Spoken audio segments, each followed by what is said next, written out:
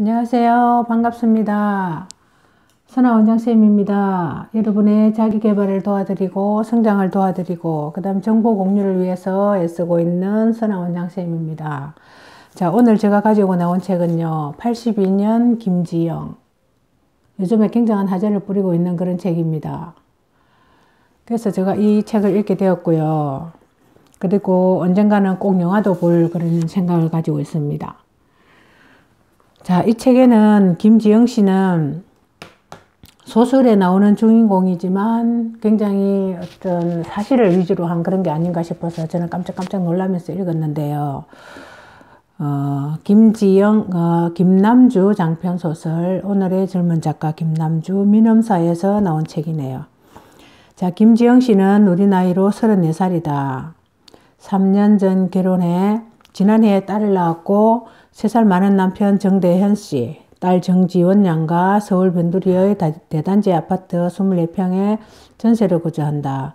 정대현 씨는 IT 계열의 중견기업에 다니고 있고 김지영 씨는 작은 홍보 대행사에서 다니다 출산과 동시에 퇴사했다. 정대현 씨는 밤 12시가 다 되어 퇴근하고 주말에도 하루 정도는 출근한다.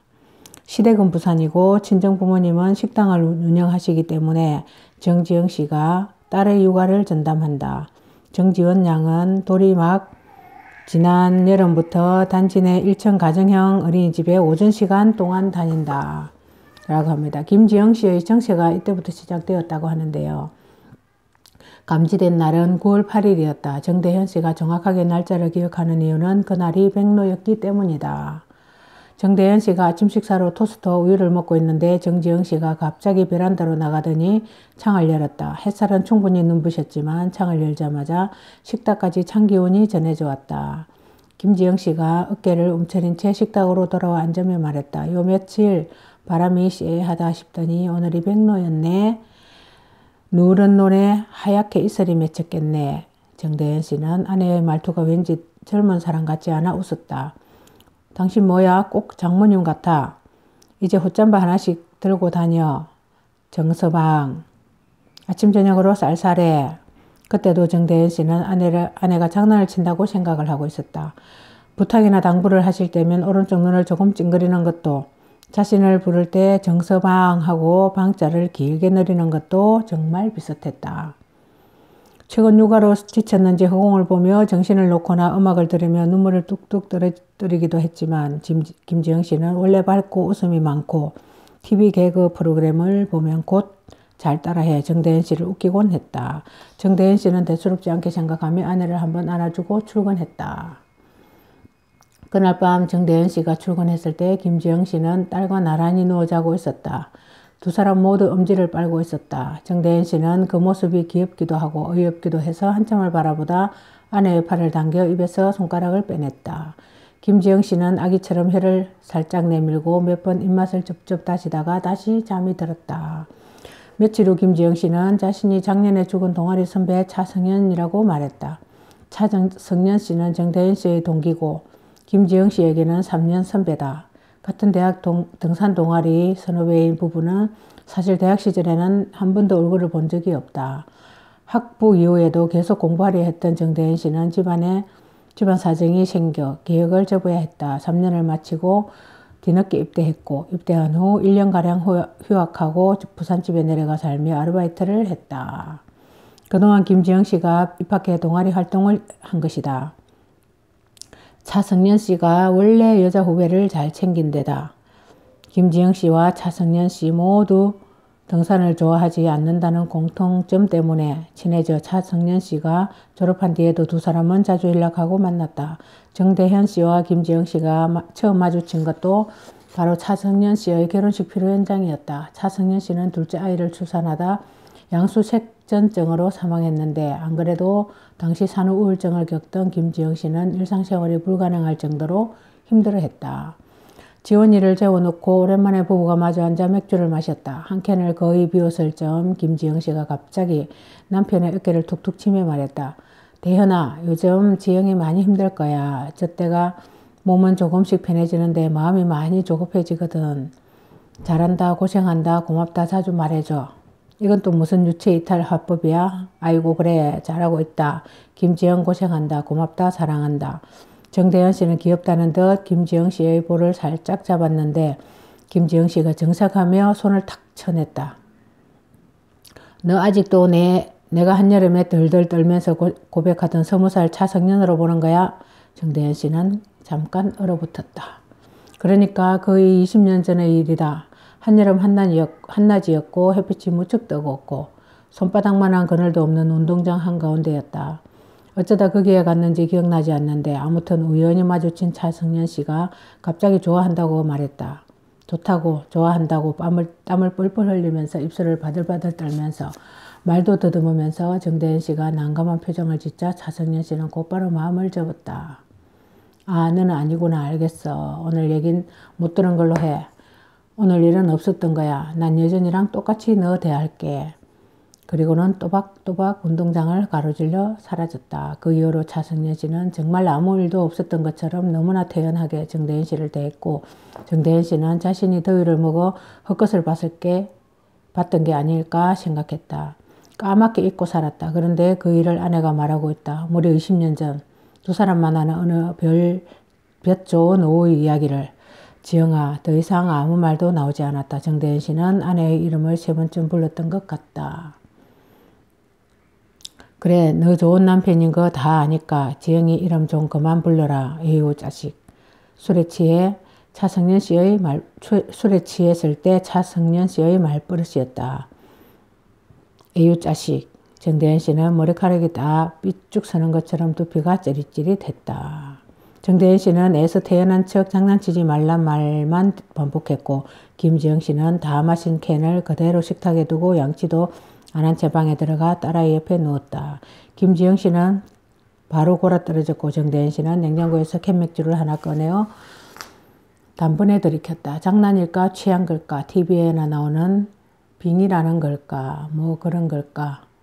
다음날 아침 관자놀이를 꾹꾹 누르며 일어난 김지영 씨를 전날 밤 일을 전혀 기억하지 못하는 눈치였다. 이렇게 시작하는 어떤 그 장편 소설이고요.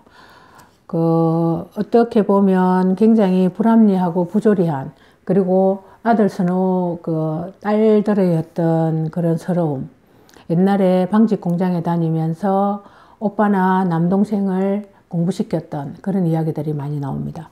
그런 것들 그리고 아들에게만 주고 딸에게는 굉장히 홀대한 하대시한 그런 이야기들 많이 나옵니다.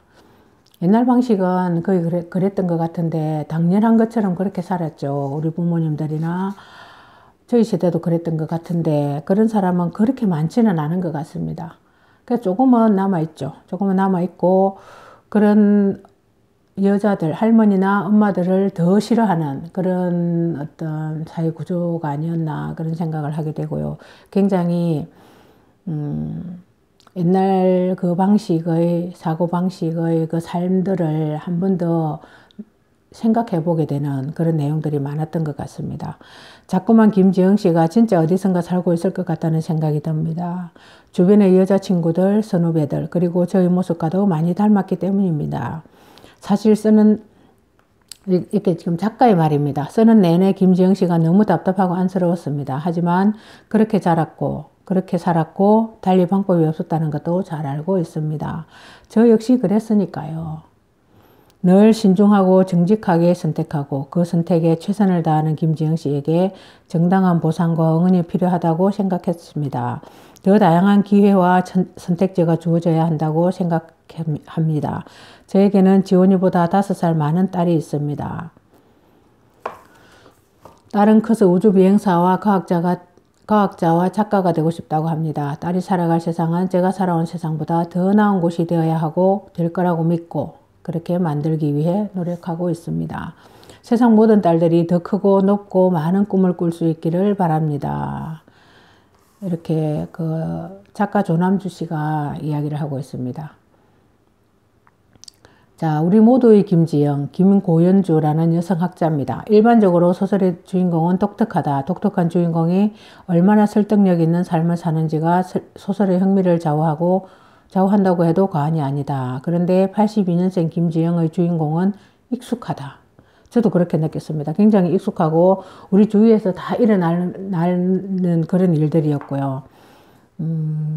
굉장히 사회 곳곳에 만연해 있는 어떤 골마 터져야 되는 그런 것임을 제가 실감하면서 생각하면서 읽었던 것 같습니다. 자, 주인공은 익숙하고 특수성이 아니라 보편성을 추구하는 것이 소설의 특수성이다. 김지영, 흔한 이름이다.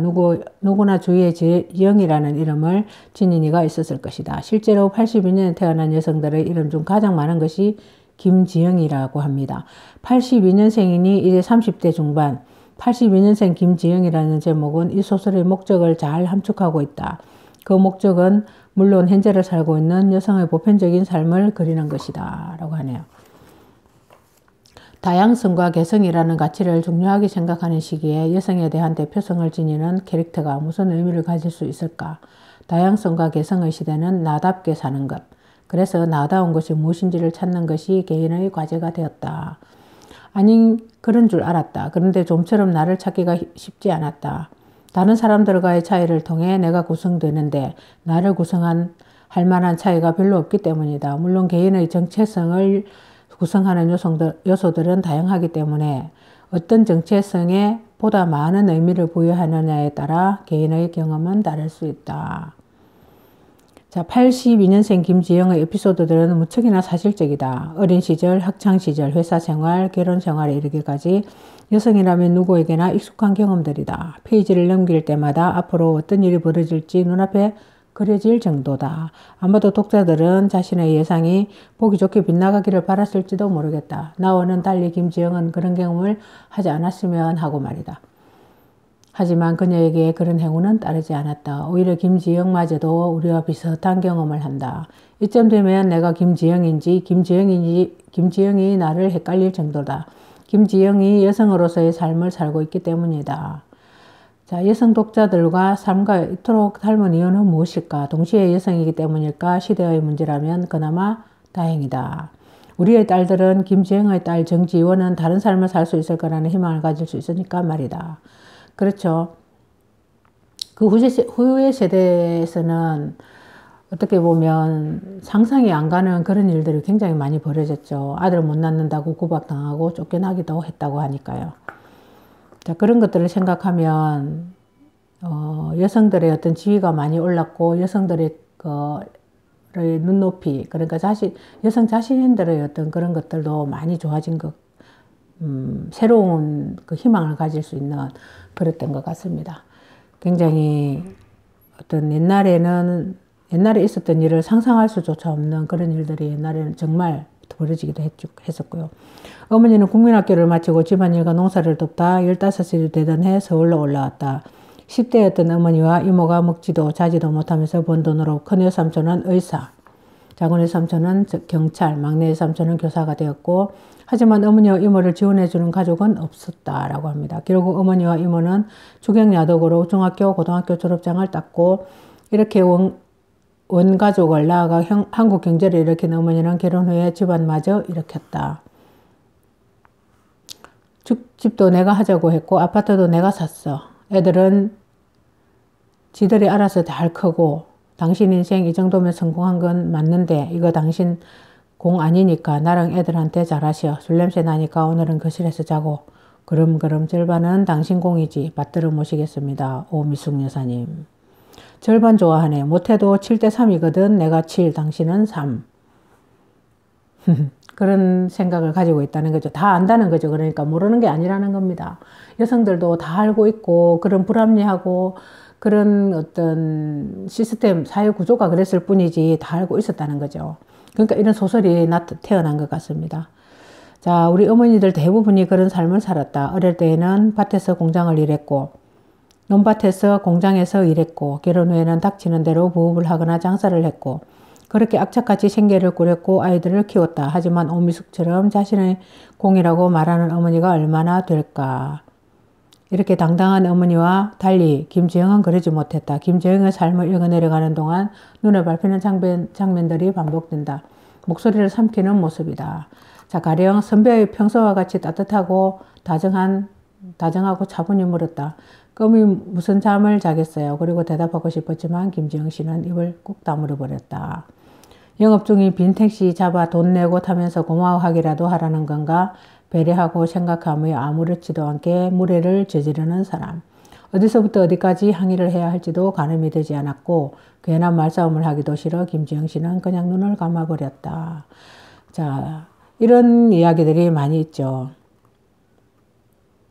자, 조금도 서운하지 않았다. 견딜 수 없는 것은 오히려 그 순간들이었다. 김지영 씨는 충분히 건강하다고, 약 같은 것은 필요 없다고, 가족 계획은 처음 보는 친척들이 아니라 남편과 둘이 하겠다고 말하고 싶었다. 하지만 아니에요, 괜찮아요 라는 말밖에 할 수가 없었다. 자, 김지영은 어처구니 없고 부당한 상황에서 거의 대부분 입을 닫아버린다. 그때마다 하고 싶은 말들이 있었지만 하지 않았다 라고 합니다. 그렇죠. 지금도 그런 사람들이 많이 있는 것 같습니다. 그러니까 우리 사회가 구조적으로 좀 많이 변해야 된다고 생각을 하고 있습니다. 자, 지금까지 82년생 김지영이었습니다. 함께 해주신 여러분 감사합니다.